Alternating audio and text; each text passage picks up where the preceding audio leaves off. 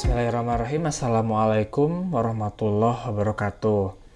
Nah, untuk pertemuan kali ini kita akan membahas tentang etnobotani ya, dimana kemarin kita sudah membahas banyak dalam RPS 5 besarnya tentang materi yang akan kita bahas selama 1 semester ke depan. Nah, untuk pertemuan kali ini adalah pertemuan pertama ya. Jadi kita akan membahas tentang pendahuluan dari etnobotani itu apa ya. Nah, apa pertanyaannya itu, apa manfaatnya kita mempelajari etnobotani ya. Nah, etnobotani itu biasanya dalam bidang kefarmasian ditujukan untuk melakukan pendekatan penggunaan atau pemanfaatan masyarakat tertentu dalam memanfaatkan tanaman obat. Jadi biasanya dilakukan ya pada saat melakukan penelitian pencarian obat baru ya. Dilihat dari bagaimana suatu kelompok masyarakat itu memanfaatkan tanaman obat atau tanaman di sekitarnya ya. Atau ini disebut juga sebagai kajian ilmu etnomedicine ya. Nah, itu. Jadi penelitian etnobotani ini merupakan suatu kajian dengan lingkup yang luas ya, bukan hanya tentang obat ya, tetapi juga penggunaan tanaman. Contohnya kemarin ya dibahas sebagai pengawet, kosmetik, kemudian perkakas rumah dan lain-lainnya. Nah, di sini penelitian etnobotani itu biasanya diawali oleh para ahli botani yang memfokuskan tentang persepsi ekonomi dari suatu tumbuhan yang digunakan oleh masyarakat lokal. Nah, di sini tugas ahli etnobotani itu yang pertama adalah mendokumentasikan atau merekam ya apa yang mereka temukan di masyarakat tentang penggunaan tanaman, kemudian menjelaskan hubungan kompleks antara budaya dan penggunaan tumbuhan dengan fokus utamanya itu adalah pada bagaimana tumbuhan itu digunakan. Baik misalnya sebagai makanan, obat, kemudian praktik keagamaan, kosmetik, pewarna, dan lain-lainnya. Nah, ilmu etnobotani di sini akan sangat efektif apabila diterapkan pada masyarakat lokal. Atau artinya kita mencari sesuatu kebaruan dari masyarakat lokal yang biasanya belum terungkap. Yaitu kemudian di sini para ahli etnobotani terlebih dahulu harus mengetahui nama-nama tumbuhan yang akan dipelajari, seperti nama Latin, mengetahui nama sebutan dari tumbuhan tersebut di daerah. Soalnya kalau kita tanyakan nama latinnya, masyarakat daerah tentu saja tidak akan tahu ya. Itu. Nah, kemudian setelah itu para ahli dapat mempelajari pemanfaatan tumbuhan tersebut dalam bidang ekonomi tanpa mengabaikan faktor ekologisnya. Itu perjalanannya ya. Bagaimana suatu proses pengkajian dari etnobotani ya. Jadi pada intinya adalah etnobotani itu kita merekam dan menjelaskan apa yang digunakan oleh masyarakat. Kemudian bisa kita ambil manfaatnya tanaman tersebut atau diteliti lebih lanjut. Biasanya seperti itu. Jadi kalau kita ya di dunia farmasi untuk mencari obat baru sekarang ada 2 metode. Yang pertama adalah metode konvensional atau disebut sebagai penelusuran etnomedicine. Jadi kita menelaah apa yang masyarakat gunakan dan bagaimana caranya. Kemudian yang kedua itu untuk penelusuran tentu saja bisa juga melalui lewat studi in silico ya yang sekarang sedang populer. Tapi tentu saja studi in silico itu harus ada dasarnya juga ya, yaitu diketahui kandungannya, kemudian sifat terutama itu ya kandungan atau konten dari tanaman. Nah, kandungan dari tanaman itu tentu saja kita tidak akan mengangkat atau mencari sesuatu yang tidak bermanfaat atau tidak dimanfaatkan oleh masyarakat ya. Nah, jadi awal mula pencarian obat itu bisa dimulai dari penelaahan etnobotani atau etnomedicine. Nah, kemudian di sini ada beberapa sejarah etnobotani. Jadi dimulai pada tahun 1492, di mana Columbus itu menemukan pemanfaatan tembakau atau Nicotina tabacum di Kuba. Jadi ternyata tembakau itu di daerah tersebut sering dimanfaatkan untuk rokok ya.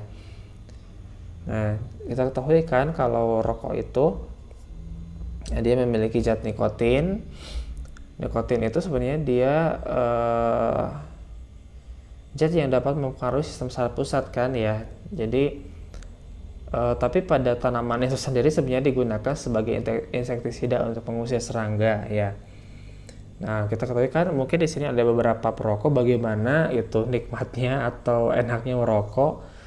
Saya juga tidak tahu gitu, tapi itu bisa menyebabkan ketagihan katanya ya. Nah, kemudian dari kajian pemanfaatan tembakau tersebut oleh suatu kelompok masyarakat oleh Columbus, maka mulai ini diangkat tembakau pemanfaatannya dan mulai dipopulerkan. Nah, kemudian pada tahun 1873 sampai dengan 1980 maka muncullah suatu keilmuan atau ilmu dari etnobotani.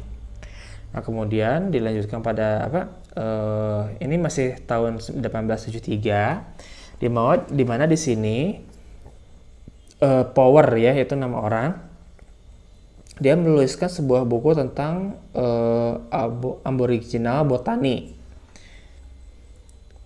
Nah, kemudian pada 1895 di sini sampai dengan tahun 1983 di mana dibentuklah suatu perhimpunan masyarakat etnobotani yang diprakarsai oleh Perhimpunan Arkeologi Amerika ya. Jadi yang tugasnya kita ketahui di sini untuk mengangkat ya, mengangkat sejarah penggunaan tanaman-tanaman obat atau tanaman di masyarakat. Itu sebenarnya banyak manfaatnya ya. Ketika kita menggali ya apa yang masyarakat gunakan penggunaan tanaman oleh masyarakat itu ya. Dikarenakan setiap masyarakat itu atau setiap budaya pada masyarakat itu memiliki ciri yang berbeda-beda dalam memanfaatkan tanaman ya, baik dari segi jenisnya maupun bagian tanaman yang digunakannya. Nah, kemudian ini adalah sejarah etnobotani di Indonesia. Dimulai pada abad ke-18 yaitu Rompius telah membuat herbarium Amboininense ya, yang kemudian mengarah ke ekonomi botani. Ya, kemudian ini Haskell pada tahun 1845 telah mencatat penggunaan lebih dari 900 jenis tumbuhan Indonesia penggunaannya ya. Jadi bukan hanya penggunaan sebagai obat, tapi juga di luar dari obat seperti penggunaan untuk bangunan, perkakas dan lain-lainnya. Nah, kemudian beberapa perguruan tinggi seperti IPB dan UI kini membangun program pascasarjana ya yang berkaitan dengan etnobotani. Namun di sini ada sedikit permasalahan yang timbul dikarenakan di sini kurangnya pendekatan partisipatif yang memungkinkan peneliti diterima di lingkungan. Jadi biasanya ketika kita melakukan suatu kajian ke masyarakat, terutama masyarakat yang memiliki budaya yang kental seperti apa? Seperti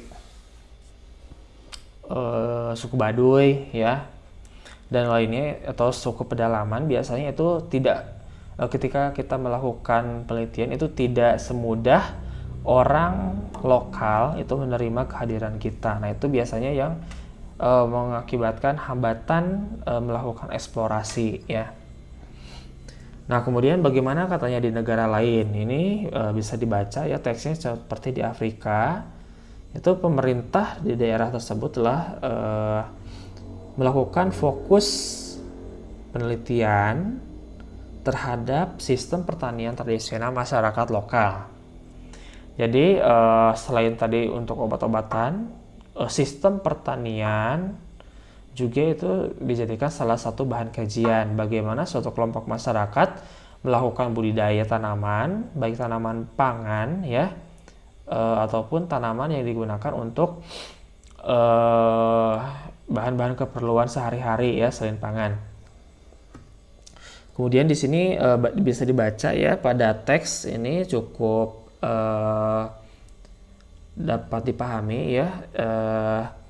Soalnya ini narasi saja, jadi tidak perlu memerlukan pemahaman yang tinggi ya. Soalnya ini cuma yang saya sajikan pada slide itu lebih ke dalam bentuk narasi ya. Jadi tinggal dibaca saja. Nah, kemudian berikut ini adalah proses pemanfaatan tanaman berdasarkan etnobotani. Yang pertama itu adalah persiapan herbarium ya. Nah, kenapa kita harus membuat herbarium?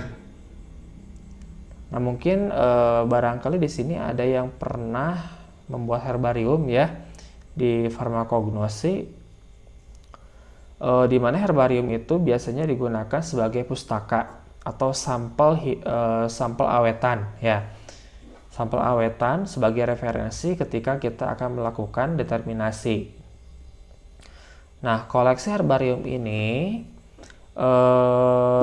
biasanya kita lakukan ada dua jenis herbarium. Ada herbarium basah, yaitu biasanya digunakan larutan etanol untuk mengawetkan bagian tanaman tertentu. Kemudian ada juga herbarium kering.